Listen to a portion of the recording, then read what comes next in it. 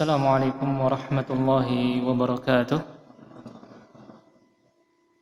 Alhamdulillahirabbil alamin.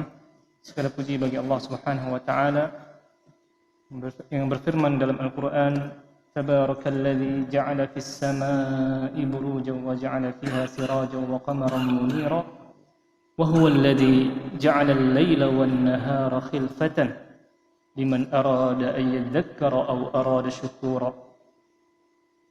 Tabarakalladzi, ya sungguh tabarak, ya berkah Allah Subhanahu wa taala yang telah menjadikan di langit ya gugusan-gugusan bintang, dan juga wa ja'ala fis samaa'i wa ja'ala fiha sirajan wa qamaran munira. Di langit juga Allah ciptakan ada matahari, ada juga bulan. Wa huwal ladzi ja'ala al-laila wan nahara khilfa. Dan Allah jugalah yang menjadikan siang dan malam itu berselisih waktunya. Datang malam diganti dengan siang, datang lagi siang diganti dengan malam. Untuk apa itu? Liman arada ayyadzakara aw arada syukura. Bagi siapa yang ingin mengambil pelajaran ya dari hal itu, dan juga yang ingin bersyukur. Ya, bersyukur atas nikmat Allah Subhanahu wa taala. Dan bagaimana salah satu cara kita untuk mewujudkan syukur kita kepada Allah Subhanahu wa taala? Wa min ayatihi al-lailu wan naharu wasyamsu wal qamar. Di antara tanda-tanda Allah Subhanahu wa taala, ayat-ayat Allah Subhanahu wa taala adalah adanya malam, adanya siang, adanya matahari, adanya bulan. La tasjudu, kata Allah Subhanahu wa taala. Janganlah kalian menyembah, janganlah kalian bersujud kepada la tasjudu lisyamsi wala lil qamar. Yang mana semuanya itu adalah ciptaan Allah Subhanahu wa taala. Jangan kalian bersujud kepada matahari, kepada bulan. Semuanya itu adalah makhluk Allah Subhanahu wa taala. Akan tapi apa? Wasjudu lillahil ladzi khalaqahunna in kuntum iyyahu ta'budun. Akan tapi sujudlah kalian kepada Allah Subhanahu wa taala yang telah menciptakan matahari dan bulan tersebut apabila kalian benar-benar kepadanya beribadah. Dan kemudian salawat dan salam, ya, tentunya kita selalu perbanyak untuk kita ucapkan, untuk kita hadiahkan kepada seorang nabi al-ummi, seorang nabi yang buta huruf, seorang nabi yang tidak bisa membaca, yang mana hal ini bukanlah sebagai kekurangan bagi beliau, bahkan tapi ini adalah suatu mukjizat yang Allah Subhanahu wa taala berikan, sebagaimana seorang yang tidak bisa membaca bisa mendatangkan sesuatu yang seperti Al-Quran. Mana sebagian orang-orang kafir, orang-orang Quraisy ketika itu menuduh Rasulullah SAW mengarang-arang Al-Quran, dan juga beliau mempelajari Al-Quran ini dari seorang Yahudi. Semua itu terbantahkan dengan apa? Dengan bahwasanya Rasulullah SAW adalah seorang yang buta huruf. An-Nabiyul Ummi huwa alladhi ba'atha fil ummiyyin rasulan minhum yatlu 'alaihim ayatina wa yuzakkihim wa yu'allimuhumul kitaba wal hikmah wa in kanu min qablu lafi dhalalin mubin. Dan dialah Allah Subhanahu wa taala yang mengutus nabi di kalangan orang-orang yang buta huruf, yang memang pada saat itu orang-orang Arab yang kebanyakan mereka tidak bisa membaca, ya, buta huruf. Yatlu 'alaihim, yang mana Rasulullah SAW membacakan ke atas mereka, membacakan kepada mereka ayat-ayat Allah Subhanahu wa taala, dan mensucikan amalan mereka, mengajarkan kepada mereka kitab dan hikmah dan sunnah. Wa in kanu, walaupun sebelumnya orang-orang jahiliyah itu berada dalam kesesatan yang sangat nyata. Fa aminu billah, kata Allah Subhanahu wa taala. Fa aminu billahi wa rasulihi nabi al-ummi. Maka hendaklah kalian beriman kepada Allah, beriman kepada nabi yang ummi ini, nabi yang buta huruf ini. Alladzi yu'minu billahi wa kalimatihi, yang mana nabi ini juga beriman kepada Allah dan kalimat-kalimat Allah. Wattabi'u, kata Allah Subhanahu wa taala, dan ikutilah dia la'allakum tahtadun. Nah, tetapi walaupun Nabi SAW seorang ummi, seorang yang buta huruf, yang tidak bisa membaca, tidak bisa tulis, ayat yang paling pertama diturunkan kepada Nabi SAW itu apa? Ayat apa? Surat apa? Nggak ada yang tahu? Al-Alaq apa isinya? Iqra. Apa artinya? Baca. Jadi bukan maksudnya kita meninggalkan baca tulis, tidak, tetapi kita bahkan dituntut, bahkan Rasulullah SAW menyuruh para sahabatnya untuk mempelajari baca terus, bahkan mempelajari bahasa-bahasa selain bahasa Arab. Ya, Iqra bismi rabbikal ladzi khalaq, khalaqal insana min 'alaq, Iqra wa rabbukal akram. Ma'asyiral muslimin, azan ya Allah wa iyyakum. Mohon maaf nih, saya bawa bola bukan mau main bola ya. Tapi tadi mau cari globe karena pembahasan kita tentang bulan Hijriah, agar bisa sedikit mengilustrasikan, cuman nggak ketemu-ketemu. Di toko buku sekarang nggak ada yang jual globe. Jadi nggak apa-apa dengan bola, nanti insya Allah kita akan menggunakan sarana ini untuk bisa sedikit menjelaskan tentang bagaimana sejarah yang sekarang kita akan bahas, yaitu sejarah tentang penanggalan bulan Hijriah atau diketahui juga sebagai bulan Qamariyah. Ma'asyiral muslimin, azanallahu wa iyyakum. Ya. Dalam sejarah manusia, ya kita tahu mungkin di awal kehidupan manusia tidak menggunakan kalender atau tidak menggunakan tahun. Setelah itu baru muncullah beberapa sistem penanggalan dalam peradaban manusia. Ada yang sistem penanggalannya menggunakan peredaran bulan, ya, peredaran bulan yang dikenal dengan sistem penanggalan lunar. Ada yang menggunakan sistem menurut peredaran matahari yang dikenal dengan penanggalan solar. Ada sistem yang menggabungkan antara dua sistem ini yang dikenal dengan nama lunisolar. Ya, kalau yang bulan, siapa yang menggunakan saat ini? Kaum muslimin, yang dikenal juga dengan tahun Hijriah. Kalau yang matahari, yang dikenal dengan apa? Kalender Masehi. Kalau yang menggabungkan antara dua itu, ya, itu orang-orang Cina biasanya. Kalau Imlek, mereka menggunakan sistem penanggalan antara penggabungan antara matahari dan bulan. Ya, kita bahas yang dua ini.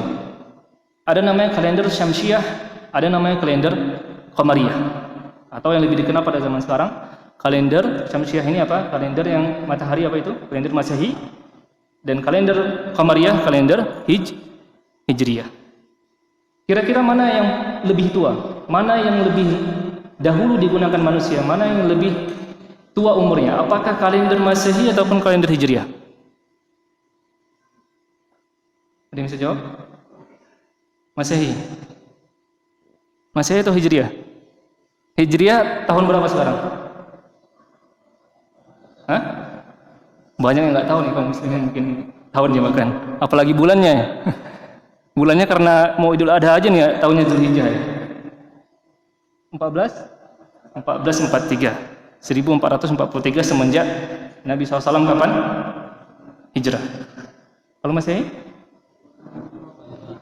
Oh, semuanya tahu ya, 2022. Tapi mana yang lebih tua? Apakah Masehi atau Hijriah? Yang lebih dahulu digunakan oleh manusia, oleh orang-orang zaman dahulu, itu kalender Qamariyah, bukan Masehi. Kalender apa? Kalender Qamariyah. Kenapa? Kalender Qamariyah ini adalah kalender yang paling mudah, yang paling bisa digunakan semua orang walaupun tanpa teknologi, walaupun tanpa hisab. Ya, walaupun kita nggak gunakan hisab, kalau kita cuma berpatokan ke bulan, kita tahu bulan ketika itu lagi sabit berarti awal bulan, sampai dia setengah, sampai dia purnama tengah bulan, sampai dia kembali kecil lagi sabit habis bulan, sampai dia tidak terlihat berarti sudah satu bulan penuh. Begitu seterusnya, ya, begitu seterusnya. Dan ini adalah kalender yang paling mudah digunakan, walaupun ketika itu tidak ada teknologi, tidak ada hisab. Makanya manusia paling pertama menggunakan metode bulan ini. Hanya saja penahunannya belum ada, ya, belum ada. Berbeda dengan Masehi. Kalau Masehi gimana orang menentukannya? Kalau misalnya kita nggak tahu tanggal, nggak tahu bulan, nggak tahu apa-apa nih, kita nggak tahu, tiba-tiba pingsan bangun, kita bangun lihat matahari, bisa tentukan nggak nih bulan Januari atau bulan Februari atau hari apa? Nggak akan bisa. Beda dengan bulan Qamariyah. Bulan Qamariyah itu kapan saja bisa kita tentukan. Kalau dia sudah purnama berarti dia tengah bulan. Kalau hilal berarti awal bulan. Ya, jadi logikanya yang paling pertama sekali dipakai oleh manusia itu adalah bulan Hijriah ini, bulan Qamariyah ini. Hanya saja penanggalan tahunnya itu agak terlambat daripada apa? ataupun tahun Masehi. Dan bedanya, ya, kenapa tahunnya lambat? Karena sebenarnya bulan Qamariah ini nggak punya tahun.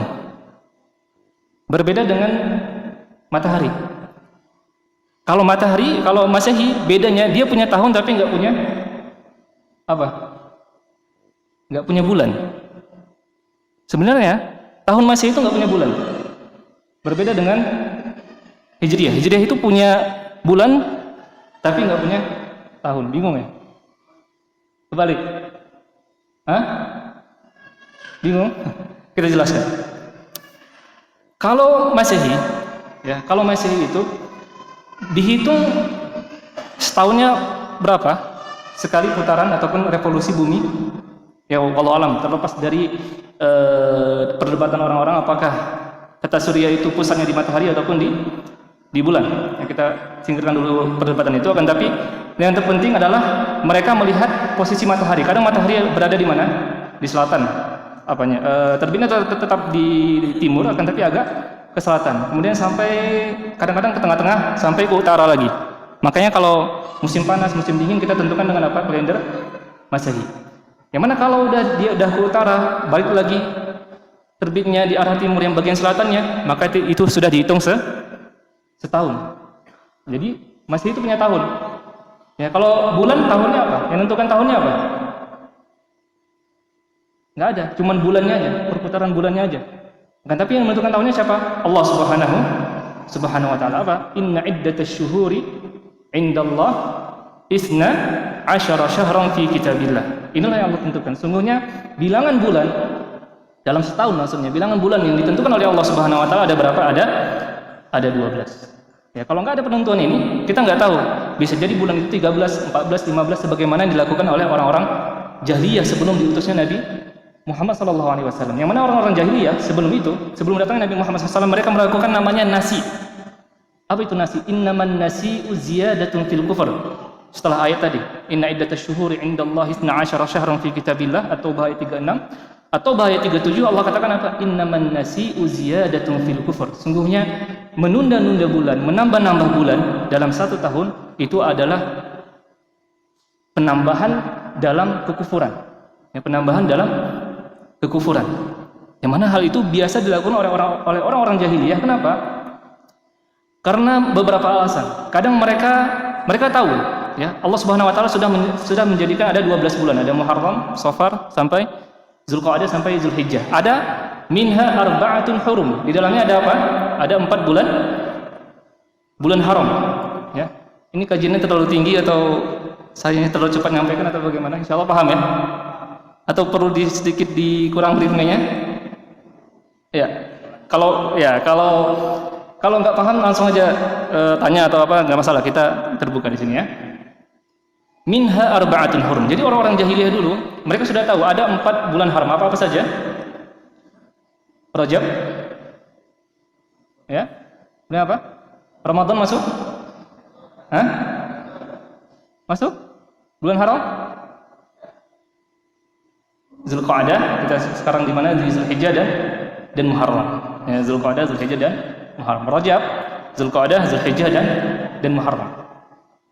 Yang mana kalau dahulu orang Arab bahkan tahu Allah Subhanahu wa taala melarang kita untuk berperang pada bulan-bulan haram. Terkadang mereka ingin berperang, cuma terkendala adanya mereka ketika itu berada di dalam bulan haram. Sehingga apa yang mereka lakukan? Mereka undur bulan haram itu, mereka ganti. Ya, mereka undurkan bulan haramnya, udah kita undurkan sebulan lagi. Sekarang kita berperang.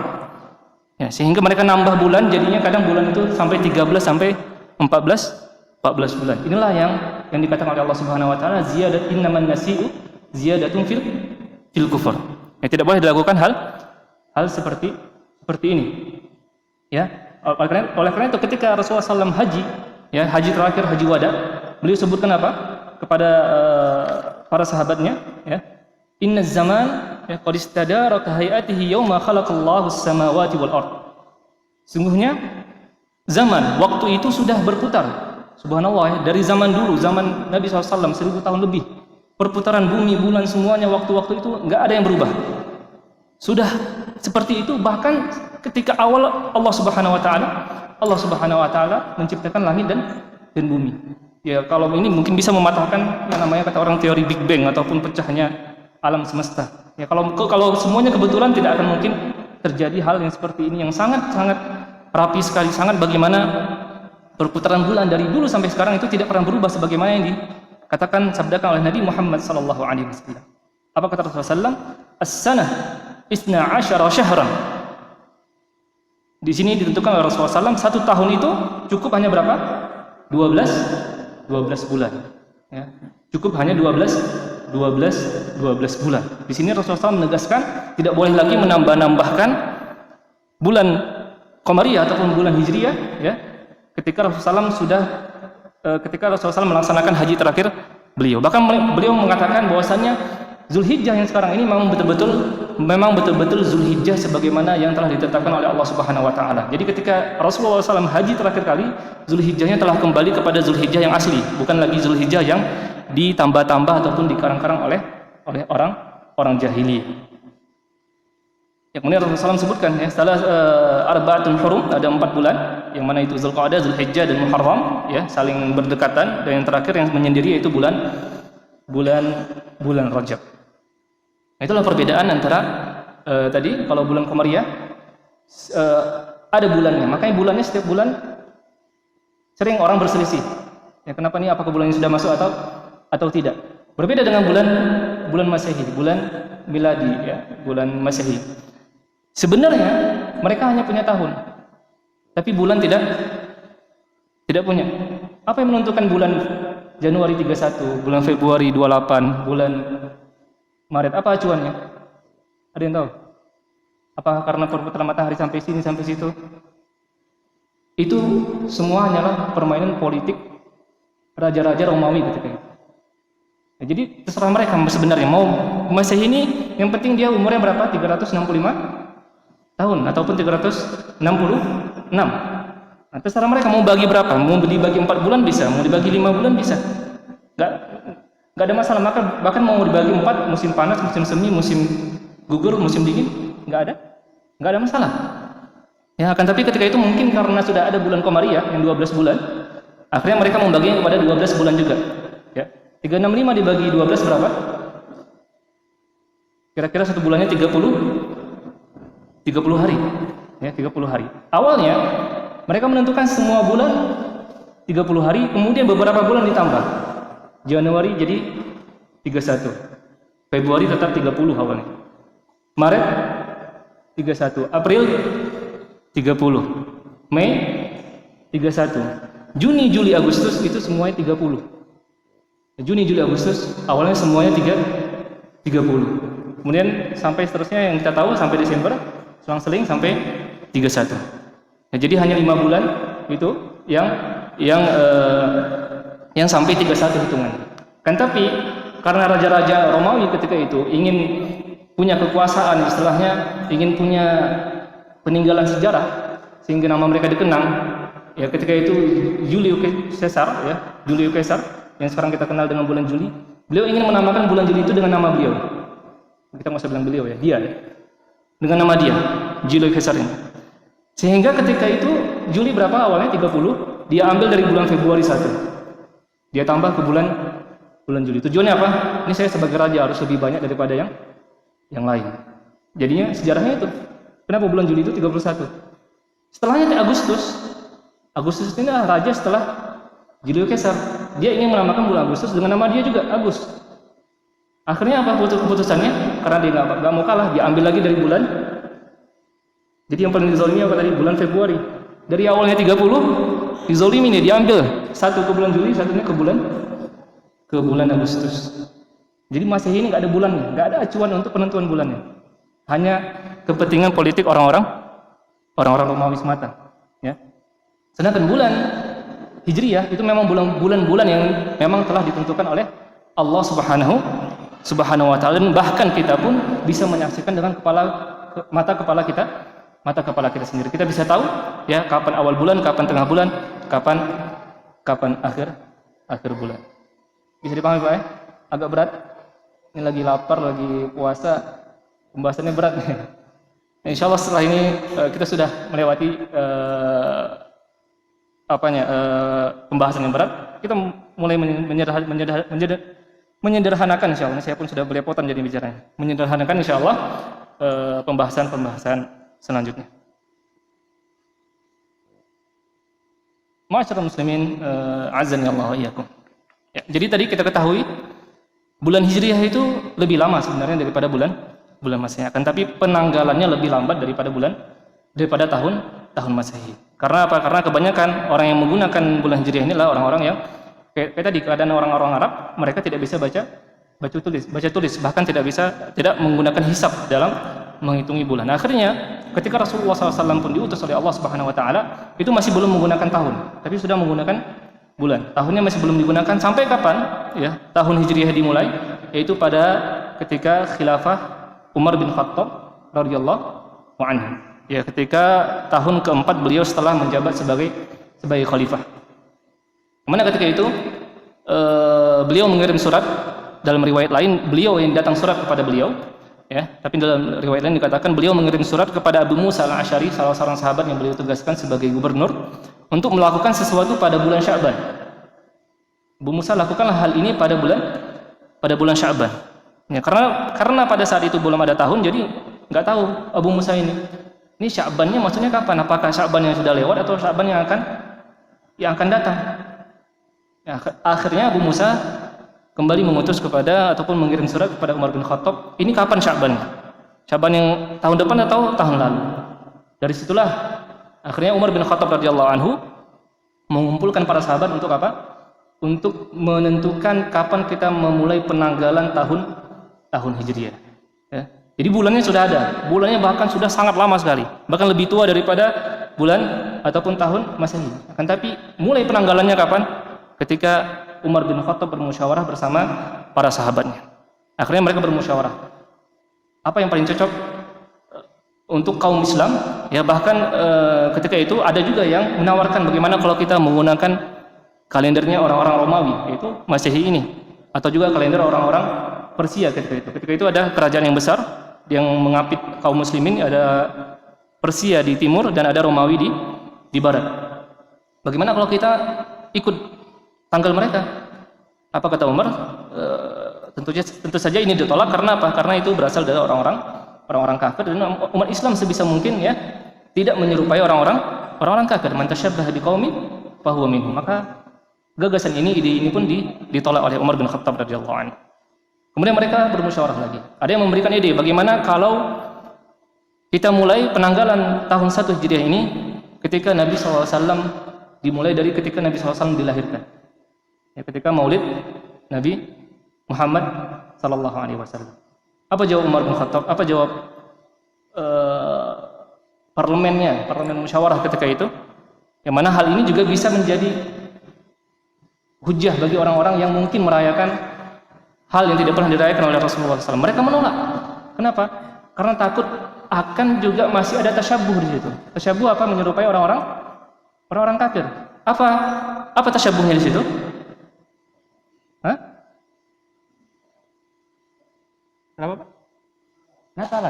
Natalan 25 Desember.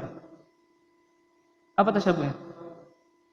Tasyabuhnya apa? Orang-orang Masehi itu mengacukan memulai tahun Masehinya kapan? Menurut mereka awal lahirnya Isa.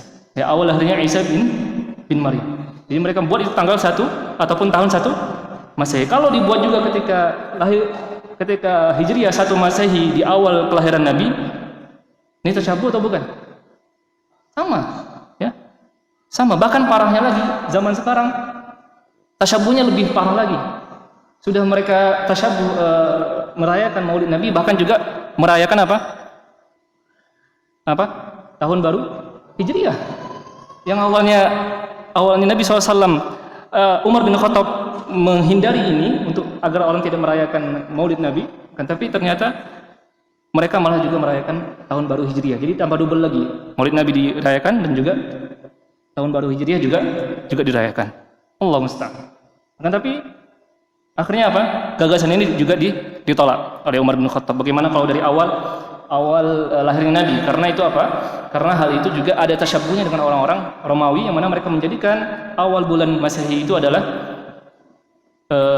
ketika lahirnya Nabi Isa alaihissalam. Ada lagi yang mengusulkan ketika Nabi SAW diutus.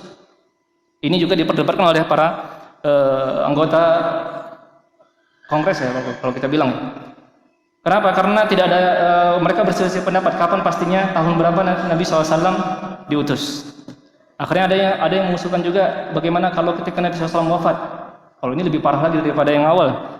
Ya, kalau kita jadikan acuannya awal Hijriah itu ketika Nabi SAW wafat, maka ini akan mengingatkan kaum muslimin akan kematian Rasulullah SAW yang akan membuat sedih kaum muslimin. Jadi akhirnya Utsman bin Affan ataupun beberapa sahabat akhirnya bermufakat ketika itu, dan Umar juga memberikan gagasan yang paling baik, yang paling terhindar dari hal-hal yang tadi ditakutkan adalah apa? Waktu ketika Nabi SAW hijrah. Ya, hijrah dari kota Mekah menuju kota Madinah. Itulah yang menjadi penentu, yang menjadi pembeda antara hak dan batil, kata Umar bin Khattab radhiyallahu anhu. Oleh karena itu, semenjak itulah dikenal bulan Hijriah ataupun bulan Qamariyah dengan nama apa? Bulan Hijriah. Ya, bulan Hijriah, dan disitulah dimulai 1 2 3 sampai ketika mereka sedang rapat itu ketika mereka sudah menentukan tanggal tahun pertamanya adalah tahun hijrah Nabi. Jadi ketika rapat itu mereka sudah menentukan itu tanggal 17 Hijriah. Ya. Jadi kapan ditanggalkan bulan Hijriah itu pada tahun 17 Hijriah. Jadi bukan pada saat mereka musyawarah juga. Mereka pilih momentum yang paling bagus, tapi bagaimana agar momentum ini tidak menyerupai orang-orang kafir itu ketika Nabi SAW melakukan hijrah menuju ke kota Madinah. Udah masih berat juga, Pak? Udah mulai ini. Udah, Masya Allah. Baik, ma'asyiral muslimin a'azzani Allah wa iyyakum. Kemudian, kenapa sih umat Islam ini sering berbeda pendapat dalam penentuan masuknya bulan, dalam penentuan masuknya ataupun terlihatnya hilal? Ya, kalau tadi kita katakan di Masehi itu pembagian bulannya memang tidak ada acuan, jadi mereka hanya membagi-bagi memang semau Raja Romawi saat itu. Sedangkan bulan Hijriah ini itu telah ditentukan oleh Allah Subhanahu wa taala dengan apa? Dengan cara melihat hilal, ya. Kalau kita ilustrasikan Bapak, ini bumi misalnya. Ini bumi. Di sini letak matahari. Misalnya di sini letak matahari, maka di sini ada bulan. Ya, bulan biasanya bulat di sini. Ada namanya fase konjungsi namanya, atau bahasa Arabnya istima. Ya, istima antara bumi, bulan dan matahari berada di satu garis, ya, berada di satu garis, dan bulan itu akan terus mengelilingi bumi, ya, mengelilingnya ke arah mana? Ke arah sini atau ke arah sini? Ada yang ahli astronomi di sini? Hah? Ke arah sini, melawan arah jarum jam, ya, ke arah sini, ya. Makanya kalau kita lihat di sini, ini masa konjungsi namanya, masa bulan mati. Bulan itu nggak akan kelihatan sama sekali. Kenapa? Karena dia ada di antara di antara bumi dan matahari. Dia bisa kelihatan kapan? Kalau misalnya cahaya dia itu betul-betul di tengah sini, sehingga bayangannya itu apa? Mengenai bumi. Itu namanya apa? Fenomena apa namanya itu? Gerhana matahari. Ya, kalau gerhana matahari baru bisa kelihatan. Itu pun kita nggak bisa lihat langsung. Ya, itu kalau cahaya bayangannya mengenai bumi. Makanya kalau gerhana matahari itu tidak akan terjadi kecuali di awal bulan Hijriah. Ya, kapan terjadi gerhana matahari? Pasti di awal bulan Hijriah. Kalau gerhana bulan kapan? Dikebalikannya. Di sini ketika bayangan bumi menghalangi bulan untuk mendapatkan cahaya matahari. Kalau gerhana bulan, kalau kebalikannya ini kapan ini? Pasti kapan? Pertengahan bulan. Ya, jadi gerhana matahari pasti di awal bulan Hijriah, sedangkan gerhana bulan pasti di tengah bulan Hijriah. Jadi ada masa fase konjungsi ini, ya. Inilah yang dinamakan fase bulan mati. Bulan itu nggak kelihatan sama sekali. Ketika dia berpindah sedikit, ya, kalau dalam bahasa bahasa ilmu falak itu kalau sudah melebihi 5 derajat itu sangat mudah dilihat, sudah bisa dilihat dengan mata telanjang. Tapi kalau di bawah itu agak sulit, harus pakai alat. Ya. Jadi putar di sini, putar hilal sampai dia kelihatan sedikit, kemudian putar-putar sini sampai kalau di sini sudah setengah tapi cahayanya menghadap ke sebelah matahari. Sampai ke sini lagi sudah setengah bulan menjadi bulan purnama. Sampai ke sini lagi, ya setengah lagi, sampai ke sini lagi jadi bulan mati lagi. Jadi dia berputar. Itu butuh berapa lama waktunya? Ada yang tahu? Hah? Sebulan. Betul, namanya bulan. Sebulan. Hah? Ini sudah dinyatakan sama Nabi SAW. Dari dulu sudah dinyatakan sama Nabi SAW apa kata beliau yang tadi kita sampaikan juga hadisnya Ali bin Umar radhiyallahu anhu, dari Ibnu Umar radhiyallahu anhu, bahwasanya Nabi SAW bersabda, "Inna ummatun ummiyah." Kata Rasulullah SAW, kita ini adalah umat yang apa? Yang ummi. Ya, orang Arab itu memang nggak bisa baca tulis dulu. Kita umat yang nggak bisa baca tulis. La naktub, kita nggak menulis. Wala nahsib, kita juga ketika itu, ya mereka nggak bisa juga membuat hisab. Ya. Tapi apa kata Nabi? Acuannya apa? Asyhru hakada wa hakada. Ya, asyhru hakada wa hakada, kata Nabi sallallahu alaihi wasallam. Bulan itu kadang 29 hari dan kadang 30 hari. Ya. Enggak akan kurang dari itu, enggak akan lebih dari itu. Enggak akan bulan itu 28, enggak akan bulan itu 31 hari. Jadi dia antara 29 hari ataupun 30 hari. Ya. Kalau 29 hari di 30 hari, tengah-tengahnya apa? Tengah-tengahnya berapa? Hah? 29,5. Inilah rahasianya kenapa bulan itu kadang 29 hari, kadang 30 hari. Kenapa? Karena peredaran bumi dari konjungsi satu ke konjungsi selanjutnya itu membutuhkan waktu sekitar 29,5 hari. Ataupun detailnya 29 hari, 12 jam, 44 menit, 3 detik. Ya, untuk dia berputar sampai kembali ke masa konjungsinya itu adalah 29,5 hari. Makanya bulan Hijriah itu kenapa kok bisa kadang 29, kadang 30? Karena tergantung tadi. Kalau dia udah ngambil 29 ataupun udah ngambil 29 di awal di bulan yang pertama, maka setengahnya kemana? Ke bulan selanjutnya. Ya, kalau bulan selanjutnya sudah ambilnya setengahnya, maka bulan selanjutnya lagi adalah 29 hari. Bisa dipahami ya? Makanya tidak ada acuannya apakah Muharram itu harus 29 atau 30. Atau Safar itu 29 30. Bisa berbeda-beda. Ya, enggak ada acuannya seperti Januari 31, Februari 28, enggak ada acuannya. Semuanya tergantung apa kata Rasulullah SAW. Lihatlah sumu li ru'yatihi wa aftiru li ru'yatihi. Kita menentukan awal bulan dengan cara apa? Dengan cara melihat hilal. Ya, dengan cara melihat hilal. Ya, hadis tadi itu diriwayatkan oleh Imam Bukhari dan juga Imam Muslim. Ya, sampai sini ada yang ditanyakan dulu? Kita break dulu, ada yang ditanyakan atau lanjut? Kita lanjutkan ya?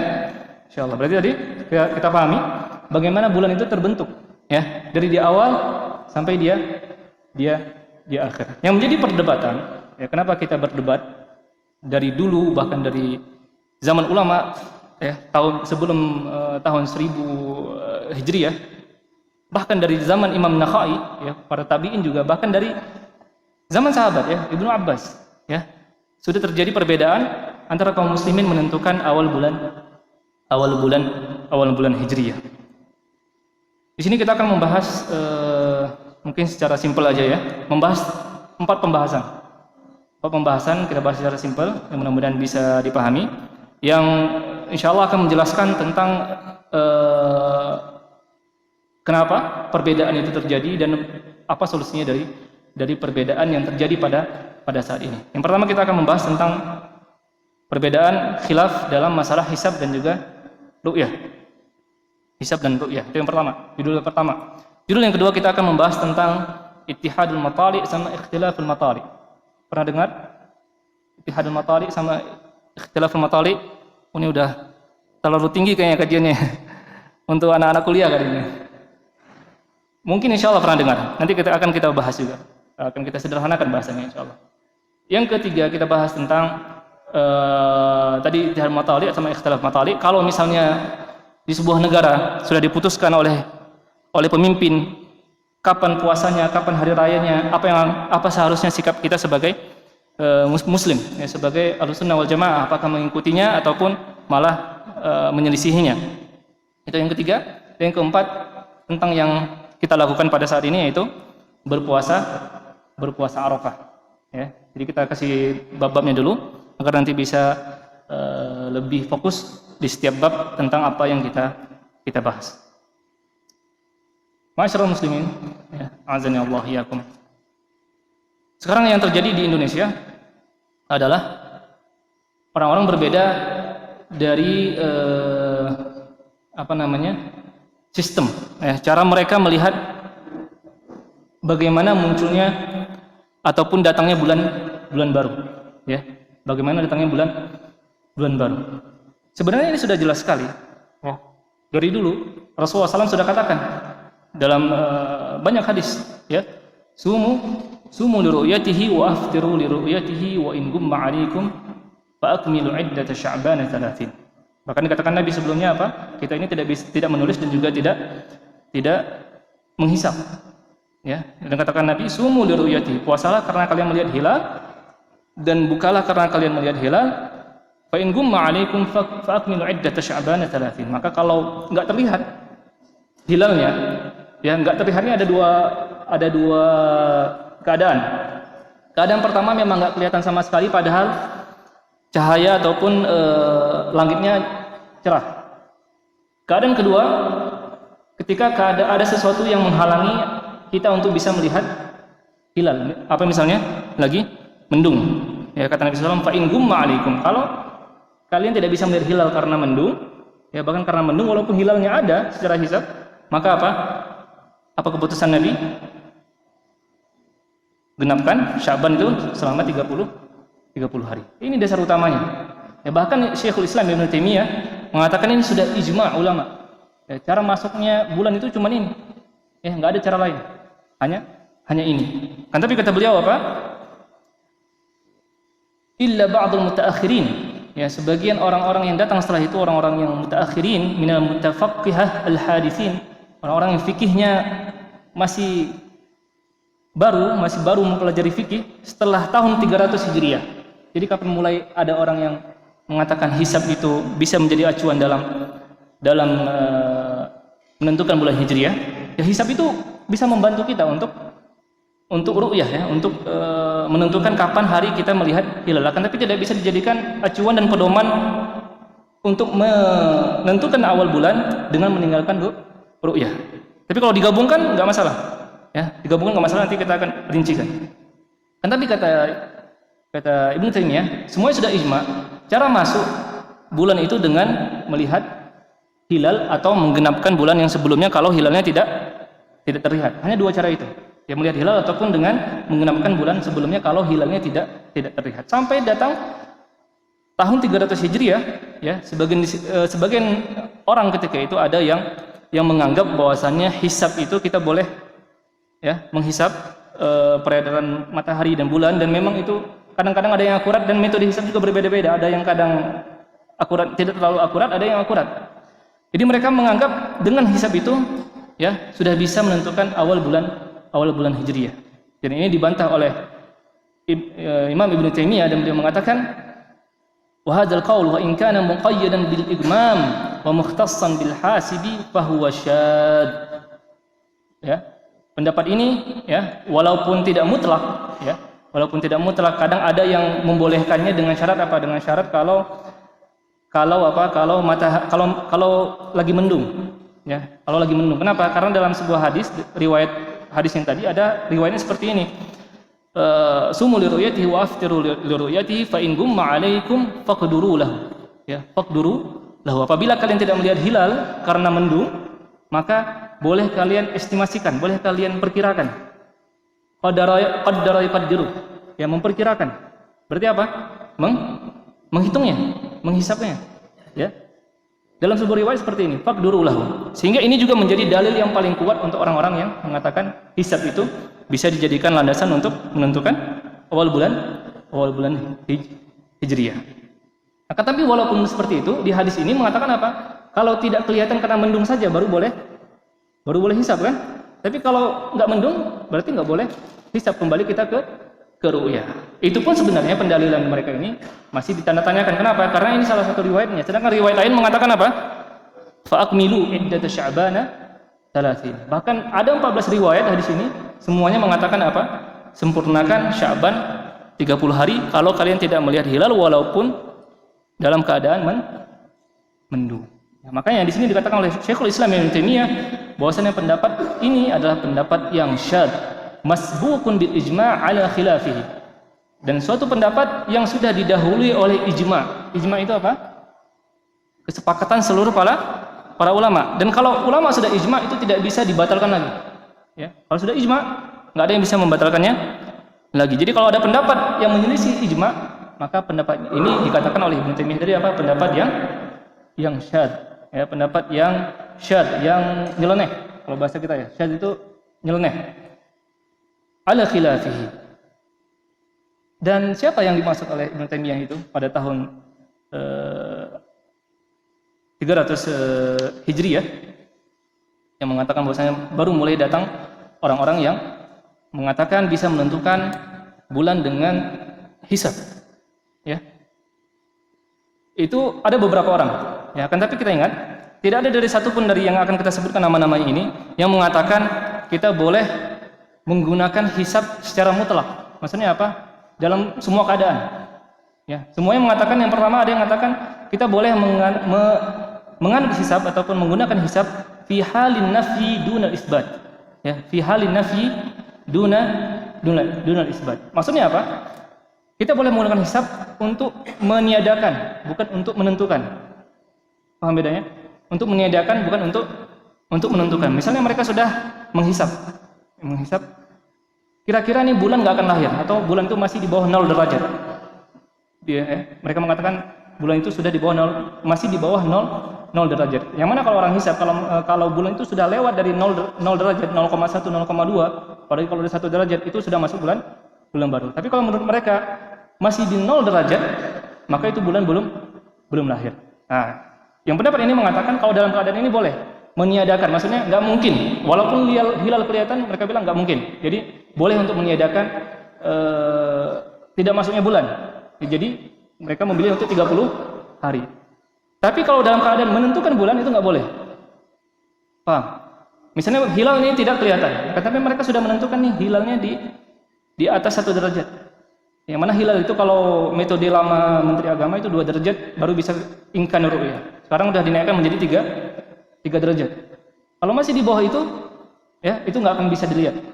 Nah, mereka mengatakan, yang pendapat yang mengatakan ini boleh ketika meniadakan, tidak boleh ketika menentukan. Ya, kalau misalnya hilal tidak ada, berarti kita harus apa? Harus ikmal, harus 30 hari.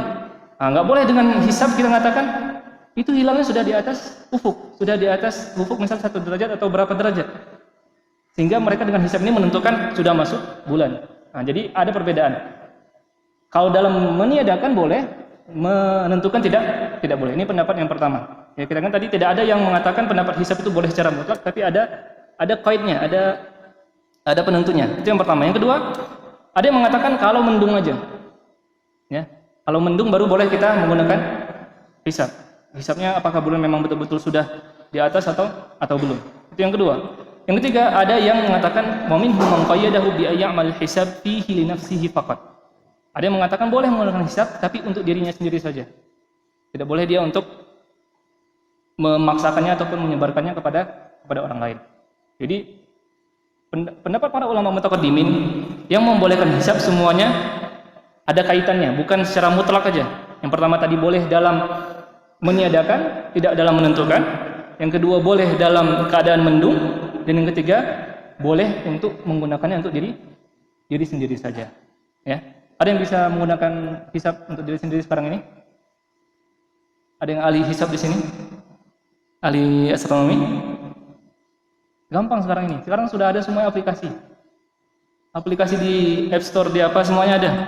Ini harusnya seorang muslim memahami dan juga mendalami ilmu astronomi ini, ilmu falak ini. Kalau bisa, kalau memang ada orang ke bulan, seharusnya orang Islam dulu yang bisa sampai ke bulan. Karena bulan itu adalah inti dari ibadah-ibadah, waktu-waktu ibadah orang muslim. Yang sekarang ini banyak aplikasi yang bisa kita melihat.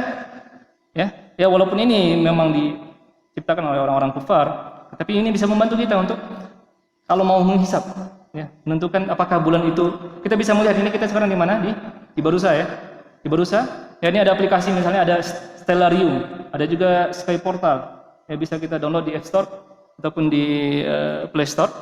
Itu bisa menentukan kalau kita buka aplikasinya, kita berada di sini, ya, kita berada di Barusa misalnya, kita bisa atur waktu kapan terbenam matahari. Kemudian di situ bisa kita lihat ada garis ufuk, ya, di barat. Kita lihat matahari. Kalau ketika matahari tenggelam, di mana posisi bulan? Ya, di mana posisi bulan? Dan di situ kita bisa melihat sudah berapa derajat. 1 derajat, 2 derajat, atau 3 derajat. Maka setidaknya kita memahami ini saja sudah cukup. Ya, kita pahami dulu bagaimana sebenarnya apa sih intinya kenapa orang berdebat, ya. Sehingga kita bisa mengetahui, kita install aplikasi seperti ini, insya Allah bisa menambah ilmu kita, bahkan menambah keimanan kita, bagaimana hebatnya, ya, bagaimana kuasa Allah Subhanahu Wa Taala menciptakan langit, matahari, bumi dan bintang-bintang. Dan siapa saja tadi yang mengatakan boleh menggunakan hisab, ya, yang sesuai dengan kaitan yang kita sebutkan tadi, ya, tidak ada yang membolehkan secara mutlak, nggak ada, kecuali yang pada saat ini kita tahu, ya, dari sekelompok organisasi. Yang pertama ada Ibnu Suraj namanya, ya. Beliau namanya adalah Abu Abbas Ahmad bin Umar bin Suraj al-Baghdadi asy-Syafi'i, salah seorang imam ataupun ulama madhab Syafi'i. Bahkan sebagian ulama Syafi'i mendahulukan beliau daripada Al-Muzani. Al-Muzani salah satu imam dan murid terkenal dari Imam Syafi'i. Beliau wafat pada tahun berapa? 303 Hijriah. Ya, tadi kalau kata Ibnu Taimiyah kapan? Pada tahun 300 Hijriah. Apakah yang dimaksud beliau? Wallahu alam. Kita nggak tahu. Wallahu alam. Tapi beliau wafatnya pada tahun 303 Hijriah. Bahkan anehnya lagi, beliau menukilkan suatu perkataan dari Imam Syafi'i. Ya, menukilkan dari Imam Syafi'i bahwasanya Imam Syafi'i berkata, "Man kana madhhabuhu al-istidlalu bin nujum wa manazil al-qamar, thumma tabayyana lahu min jihati an-nujum anna al-hilal al-lailah wa ghumma alayhi jaza lahu ay ya'taqid as-sawm wa yubayyituhu wa yujzi'uhu." Apa kata Imam Syafi'i sebagaimana yang dinukilkan oleh Ibnu Suraj ini, barang siapa yang madhabnya, ya, boleh istidlal dengan nujum, boleh kita melihat dengan bintang-bintang, ya, melihat bintang-bintang, wa manazil qamar, ya, melihat kedudukan bulan di mana, summa tabayyana lahu, kalau dia sudah mempelajari itu, kemudian dia tabayyana lahu, jelas baginya ketika itu, setelah dia mempelajari itu, dia bisa mengetahui min jihatin nujum, dari ilmu yang dia pelajari, annal hilal lailah, bahwasanya hilal dari setelah dia mempelajari itu, berarti itu apa namanya? Ilmu hisab. Jadi dia mempelajari ilmu hisab, dia bisa mengetahui bahwasanya hilal ada ketika malam itu, ada di sore ataupun di maghrib tanggal 29 Hijriah. Ya, dengan ilmu dia sendiri tadi. Wa gumma alaihi, dan keadaan ketika itu mendung, tapi dia tahu ini hilalnya ada. Ya, berarti ada wujudul hilal. Ini perkataan siapa? Imam Syafi'i yang dinukilkan oleh Ibnu Suraj. Wa gumma alaihi, maka apa? Jazalahu ay ya'taqida as-sawma wa yubayyituhu wa yujzi'uhu. Jadi boleh, katanya untuk dia saja untuk berpuasa, dan dia meniatkan untuk berpuasa, dan itu cukup baginya. Ya, berarti ini pendapat yang tadi kita katakan apa? Yang pertama dia untuk dirinya sendiri. Tadi kan ada 3 pendapat, ada 3 kaitan, ya. Yang pertama untuk dirinya sendiri, atau karena mendung, atau untuk meniadakan, bukan untuk menentukan. Jadi yang ini dia untuk dirinya sendiri, dan juga dalam keadaan apa? Keadaan mendung. Nah, jadi kalau dalam keadaan tidak mendung, tidak boleh menggunakan hisab. Ini perkataan Imam Syafi'i yang dinukilkan oleh Ibnu Suraj. Akan tapi apakah benar apa yang dinukilkan oleh Ibnu Suraj ini dari perkataan Imam Syafi'i ini ternyata banyak sekali ya yang mengingkari ya bahwasannya sebenarnya yang dinukilkan oleh Ibnu Suraj itu salah ya, tidak benar dari Imam Syafi'i. Bahkan kata Ibnu Taimiyah ya kata Ibnu Abdul Bar ya, Ibnu Abdul Bar salah seorang imam Maliki ya pada abad 5 Hijriah, beliau mengatakan alladzi indana fi kutubihi, yang kita dapati dalam kitab-kitab Imam Syafi'i, annahu la yasihhu i'tiqad Ramadan illa bi ru'yah. Ya tidak boleh kita masuk Ramadan kecuali dengan apa? Dengan ru'yah, dengan melihat hilal.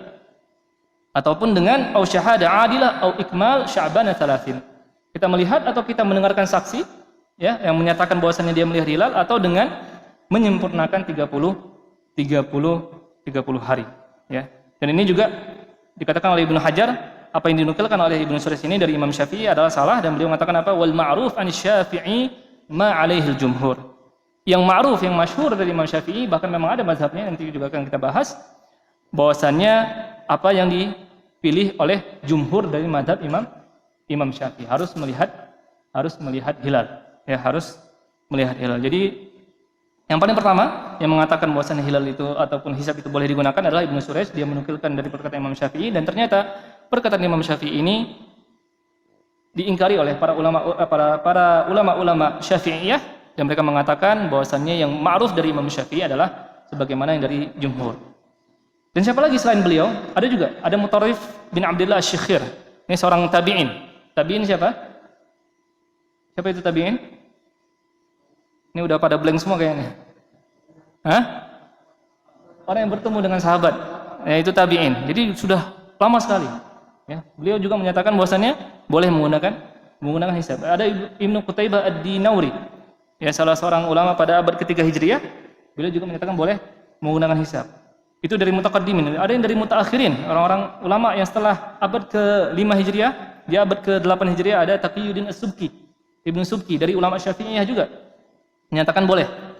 Dan pada saat ini ya ulama kontemporer juga ada sebagian yang menyatakan boleh dengan hisab, seperti Syekh Ahmad Syakir dan juga Syekh Abdullah bin Sulaiman Al-Mani, salah seorang udu hay'ah kibar ulama di Arab Saudi ya. Jadi ada memang sebagian yang membolehkan, akan tapi tadi kita katakan bahwasanya itu adalah qaulun syad ya, qaulun yang nyeleneh. Yang mana sudah jelas ini Rasulullah SAW menyuruh kita untuk puasa dengan ru'yah, ya. Hisab itu boleh kita gunakan untuk membantu kita untuk melihat ru'yah, tapi bukan untuk berpedoman ataupun menentukan bulan dengan hisab. Wallahu alam bishawab. Dan juga dikatakan oleh Imam Ibnu Baz, Syekh bin Baz ya, beliau juga menyatakan bahwasannya pendapat ini adalah pendapat yang tidak bisa ataupun tidak bisa diterima. Ya, selesai pembahasan kita tentang hisab. Jadi rajihnya apa? Yang lebih kuat apa? Bukan yang lebih kuat. Ya, yang benarnya apa? Ru'yah. Ya, ru'yah. Enggak ada yang lebih kuat di sini. Kalau pendapat itu, kalau di sini dikatakan bahkan tadi adalah pendapat yang syad, yang nyeleneh. Jadi kita tetap menggunakan dalam menentukan bulan Hijriah adalah dengan apa? Dengan melihat hilal. Kesambung Pak atau berhenti di sini? Buka puasa jam berapa? Jam 17.50 ya. Ya. Butuh persiapan berapa menit? Oh, besok ini tanya jawab. Oh, ini masih banyak nih. Mungkin kita cukupkan dulu di sini ya. Ya, insyaallah kalau ada kesempatan yang lain kita akan bahas semua pembahasan yang kita sebutkan tadi. Tadi ada berapa? Hisab, kemudian ikhtilaf matali sama ikhtilaf ithil matali. Kemudian ada tadi masalah pemerintah, tapi ada satu hal yang sebenarnya ingin saya bahas. Enggak apa-apa ya? Yang terakhir tentang puasa apa? Puasa Arafah. Kita bahas simpel aja ya. Puasa Arafah. Sekarang tanggal berapa? Tanggal 9 Zulhijjah. Jadi di sini ya, saya membahas masalah ini bukan untuk menjadikan Bapak menjadi ragu atau bagaimana, tapi ingin menjelaskan bagaimana pendapat ulama dalam masalah masalah ini. Ya bagi yang sudah puasa kemarin, ya alhamdulillah berarti bertepatan dengan orang wukuf di Arafah. Bagi yang puasa hari ini, ya juga alhamdulillah insyaallah mendapatkan pahala puasa Arafah sebagaimana juga yang dikatakan oleh kebanyakan, bahkan kebanyakan para ulama dan ustaz-ustaz juga menyatakan bahwasannya puasa mengikuti ru'yah negara masing-masing. Puasa Arafah mengikuti ru'yah negara masing-masing. Akan tapi pembahasan ini sebenarnya bukan hanya sekarang saja, bahkan sudah semenjak dari dulu. Ini adalah kitab yang dikarang oleh Ibnu Rajab Al-Hambali. Beliau mengatakan apa di sini? Ahkamul ikhtilaf fi ru'yati hilal Dzulhijjah. Ya, Ibnu Rajab Al-Hambali inilah ulama pada abad 8 Hijriah. Beliau meninggal pada tahun 795 Hijriah. Beliau menulis ini. Hukum-hukum ketika terjadinya khilaf dalam melihat bulan Dzulhijjah. Bahkan khusus, ya judulnya khusus bulan Dzulhijjah, bukan bulan Ramadan. Bulan Ramadan nggak masuk dalam kitab ini. Ya, khusus dalam bulan Dzulhijjah ini. Apa kata beliau dalam kitab ini? Beliau mengatakan di sini dalam mukaddimahnya, amma ba'du. Faqad waqa'a fi hadzal 'ami wa huwa 'am 84 wa 700. Sudah terjadi pada tahun ini, yaitu pada tahun 784 Hijriah. Berapa tahun yang lalu tuh, Pak? 700 tahun yang lalu. Ya, sudah ada khilaf tentang perbedaan Dzulhijjah ini. Tapi kejadiannya bagaimana? Agak berbeda dengan kita. Kejadiannya bagaimana? Wa huwa annahu gumma hilal Dzulhijjah. Yang ketika kaum muslimin ingin melihat hilal, ternyata hilalnya dibatasi dengan mendung sehingga tidak bisa kelihatan hilal. Faqmalan nas hilal Dzulqa'dah. Maka ketika itu pemimpin ketika itu menentukan bahwasannya Dzulqa'dah menjadi 30 hari sehingga Dzulhijjah menjadi telat sehari. Mirip dengan kita. Mirip ya, jadi telat sehari. Kan tapi ternyata tsumma tahaddatsan nasu bi ru'yati hilal Dzulhijjah. Ternyata ada beberapa orang yang ketika itu menjadi saksi bahwasanya mereka melihat hilal. Ya enggak tahu apakah mereka melihatnya di kota itu ya ataupun di kota lainnya yang tidak mendung. Ya. Mereka menyatakan apa? Mereka melihat hilal, akan tapi apa? Pemimpin ketika itu menolak kesaksian mereka. Jadi orang ragu-ragu nih mendengar ada kesaksian beberapa orang yang menyatakan bahwasanya mereka melihat hilal dan ternyata hilalnya ditolak oleh pemimpin ketika itu. Sehingga apa yang terjadi? Wa hasal linnas bisababi dzalika ittirab. Dan terjadilah kekacauan, ittirab. Kacau ketika itu. Kita kacau enggak? Lumayan kacau ya. Nah, ketika itu juga terjadi kekacauan. Ya, terjadi kekacauan. Bahkan apa? Ada sebagian orang yang fatawaqqafa ba'dun nas an siyamit tasi'. Bahkan ada sebagian orang yang enggak mau puasa pada tanggal 9 Dzulhijjah. Ya, pada tanggal 9 Dzulhijjah mereka enggak mau puasa. Kenapa? Karena kalau misalnya kesaksian orang tadi benar berarti 9 Dzulhijjah itu adalah 10 Dzulhijjah, berarti bertepatan dengan Idul Adha. Mereka takut akan puasa pada Idul Adha. Ya. Sehingga apa kata bahkan Imam Nakhai yang sebelum ini pernah mengatakan kalau keadaan seperti ini, beliau mengatakan apa? Idza kana fi ikhtilaf fala tasumanna. Kata Imam Nakhai ini termasuk tabi'in. Sebelum itu lagi nih, sebelum Ibnu Rajab. Fala tasumanna, maka enggak boleh puasa. Karena ada khilaf apakah ini hari Arafah ataupun hari Idul Adha. Ya. Dan ini juga pendapat ini diriwayatkan dari Masruq dan juga Abi Atiyah, ya, para tabi'in juga. Kan tapi pendapat ini, larangan ini dibawa oleh Ibnu Taimiyah, Syekhul Islam Ibnu Taimiyah, bukan dalam pengharaman, kan tapi dalam makruh maksudnya. Dilarang bukan karena haram, tetapi karena makruh. Bahkan beliau ya mengatakan sebenarnya boleh untuk melaksanakan puasa Arafah ketika itu walaupun kita ragu apakah ketika itu Idul Adha atau bukan. Beliau mengkiaskannya kemana? Ke bulan Ramadan.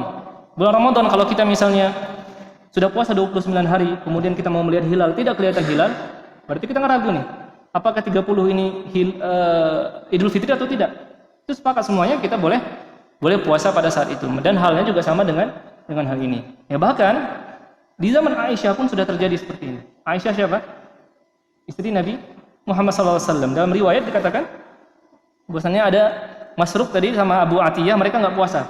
Ya, mereka datang ya ke rumah Aisyah. Ya, ketika masuk ke rumah Aisyah, apa kata Aisyah radhiyallahu anha? Ya jariyah, khudhi lahum masawiqan wa hilyah. Wahai pembantuku, siapkan untuk mereka makanan. Falaula anni sha'imah lazuktu. Seandainya aku tidak puasa, aku akan juga ikut makan. Berarti apa? Tamunya nggak puasa, Aisyahnya puasa, tetap puasa. Maka ditanyakan kepada beliau, kepada Aisyah radhiyallahu anha, "Atasumina ya ummul mukminin wa la tadrina la'allahu yauman nahar?" Wahai Ibunda Aisyah, apakah engkau tetap puasa walaupun engkau mungkin tidak tahu nih, bisa jadi ini adalah hari lebaran? Maka apa kata Aisyah radhiyallahu anha? "Innama yaumun nahri idza nahara al-imam." Sungguhnya kapan lebaran itu? Lebaran itu adalah ketika kaum muslimin merayakannya, ketika imam merayakannya, bukan waktunya, tapi ketika imam merayakannya, maka itulah dinamakan sebagai lebaran. Wa'adhumun nas wal fitru idza aftara al-imam. Dan kapan Idul Fitri itu? Ketika orang-orang merayakannya dan imam menyuruhnya untuk merayakannya pada hari itu, bukan tergantung tanggalnya. Jadi intinya kalau pada saat kadang kita seperti ini, kita ragu nih, apakah ini mau betul-betul 9 atau 10 Zulhijjah, maka dibolehkan kita tetap untuk berpuasa Arafah. Cuman masalahnya, kapan itu puasa Arafah? Kapan itu puasa Arafah? Apakah kepanjangan Pak? Udah cukup? Ya, kita insyaallah 5 menit ya. 5 menit, nanti 10 menit insyaallah untuk persiapan berbuka. Kapan itu puasa Arafah? Sekarang kita tanya, Arafah itu nama apa? Nama tempat.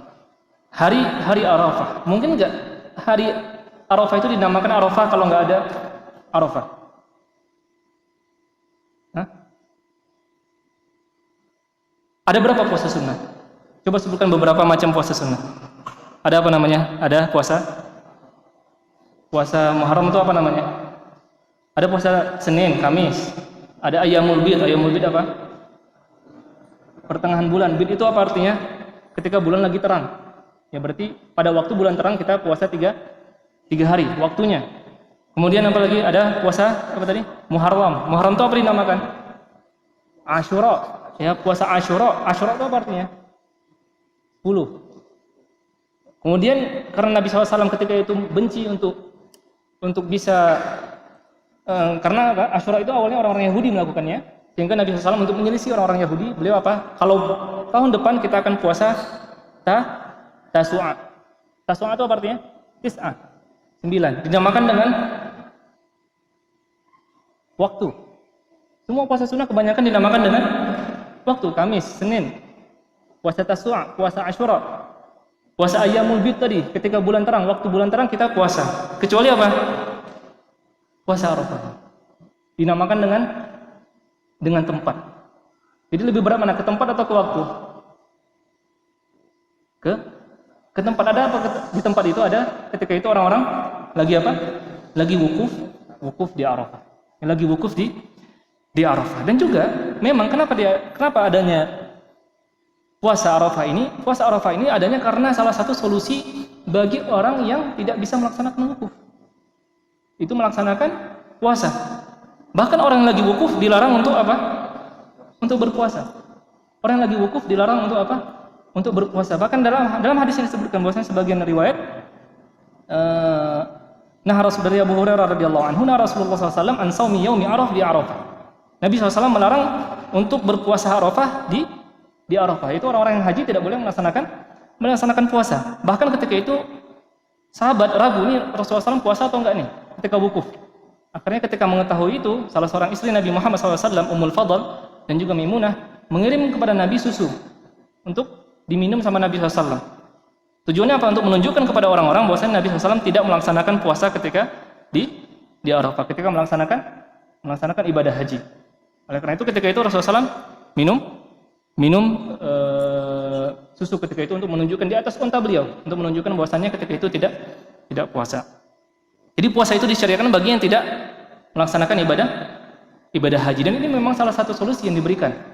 Ya, ada beberapa hal kasus seperti ini. Misalnya ketika itu sahabat ketika masih di Madinah belum dibukakan Mekah, mereka apa? Mereka nggak bisa umroh. Bisa umroh akan tapi sulit untuk melaksanakan. Bahkan Nabi SAW melaksanakan umroh beberapa kali terhalang di tengah jalan. Kemudian ada nggak solusinya bagaimana kita mau dapat pahala umroh ketika itu para sahabat? Cuman nggak bisa melaksanakan ibadah umroh. Rasulullah kasih solusi apa? Untuk sholat di mana? Barang siapa yang berwudu di rumahnya kemudian dia berjalan menuju ke Masjid Quba, maka baginya pahala umroh. Dikasih solusi. Jadi kalau nggak bisa umroh masih bisa dapat pahala umroh. Kalau nggak bisa wukuf, ya sekira-kira masih bisa dapat pahala keutamaan, ya pahala ketika orang-orang melakukan wukuf. Bahkan ada sebagian bid'ah yang dilakukan oleh orang-orang ketika itu, yang mana ya kalau bapak-bapak mungkin pernah haji atau pernah tinggal di Arab Saudi pasti sangat merasakan kalau nggak dapat bisa wukuf di Arafah itu sangat sedih. Ya orang-orang Saudi itu kalau nggak bisa wukuf di Arafah itu sedih sekali. Sehingga sebagian dulu orang-orang zaman dahulu pernah melakukan bid'ah namanya berwukuf di selain Arafah. Jadi mereka ingin dapat pahala Arafah, cuman nggak bisa karena nggak di Mekah. Akhirnya mereka melakukan di masjid. Mereka wukuf di masjid, mereka namanya ta'rif yaum Arafah. Tapi tidak di Arafah. Itu saking inginnya mereka bisa dapat pahalanya orang-orang sedang wukuf di Arafah. Ini menandakan walaupun ini bid'ah, ya sebagian ulama ada yang membolehkan, sebagian ulama mengatakan ini bid'ah. Walaupun ini bid'ah, tapi menunjukkan bahwasannya memang betul-betul keutamaan wukuf itu memang sangat-sangat diinginkan oleh orang-orang pada saat itu. Ya, pada saat orang-orang sedang wukuf. Dan ya, kita katakan juga ya tadi kalau seandainya tadi kita katakan apa? Bergantung dengan orang wukuf, ya. Kalau seandainya misalnya kita katakan hari Arafah itu sesuai dengan penanggalan negara masing-masing, akan terjadi nantinya orang yang bisa puasa Arafah tapi dia juga bisa wukuf di Arafah. Bisa nggak? Enggak? Bisa nggak? Kalau di Indonesia nggak akan bisa. Kenapa? Karena di Indonesia lebih duluan daripada Saudi. Jadi kalau ada kejadian perbedaan hilal, kita pasti lebih lambat daripada Saudi. Ya, jadi kalau kita lebih lambat, nggak akan mungkin kita bisa menggabung antara wukuf sama puasa Arafah. Tapi kalau yang setelah Saudi, misalnya di Saudi belum kelihatan hilal, tapi yang setelah Saudi, kayak tadi di Madinah, ya Ibnu Abbas belum kelihatan hilal, tapi di Syam yang lebih sedikit ke barat sudah kelihatan hilal. Atau misalnya di Saudi sekarang ini sudah kelihatan hilal di Maroko, atau yang setelahnya lagi sudah di Saudi belum kelihatan hilal, di Maroko sudah kelihatan hilal. Berarti Maroko lebih duluan. Ya. Mungkin masih ada yang belum paham nih hilal ini bagaimana. Kalau hilal ini kalau sudah terbit di satu tempat, maka biasa bagian baratnya itu sudah terbit semua. Sudah sangat mudah untuk melihat hilal. Cuman bagian timurnya itu nggak akan bisa lihat. Ya sama kayak kita di Indonesia. Kemarin terbitnya bukan ataupun bisa kelihatannya bukan di Indonesia, tapi setelah lewat Indonesia baru bisa kelihatan. Jadi kalau yang bagian timur biasanya lebih lambat. Jadi kalau di Indonesia nggak akan ada mungkin orang yang bisa puasa Arafah sambil wukuf di Arafah. Cuman kalau di Maroko dekat berapa jam cuman ke Saudi. Misalnya Arab Saudi memutuskan untuk tidak melihat hilal ketika itu tidak terlihat hilal sehingga mereka menjadikan wukuf itu misalnya tanggal ini hari apa? Misalnya hari ini tanggal hari Sabtu. Berarti kalau di orang Marokonya karena mereka lebih dahulu kemarin mereka puasa Arafah tanggal 9 Zulhijjah. Jadi mereka puasa Arafah. Kalau ada misalnya jemaah haji yang mana dia berangkatnya pada tanggal 9 itu dia puasa Arafah, kemudian dia berangkat menuju ke Mekah, yang mana Mekah besoknya baru wukuf. Berarti dia bisa mendapatkan dua keutamaan. Ya, dapat puasa Arafah, dapat juga wukuf di Arafah. Bisa paham? Masih nggak jelas? Jadi karena tadi perbedaan waktu, ya kalau dulu kan nggak mungkin butuh berapa hari untuk sampai ke Mekah. Sekarang orang haji nggak perlu. Kalau sekarang kan jemaah haji banyak mungkin datang sebulan sebelum itu atau seminggu sebelum itu. Akan tapi sebenarnya haji itu Arafah pentingnya. Kalau dapat wukuf di Arafah maka itu sah hajinya.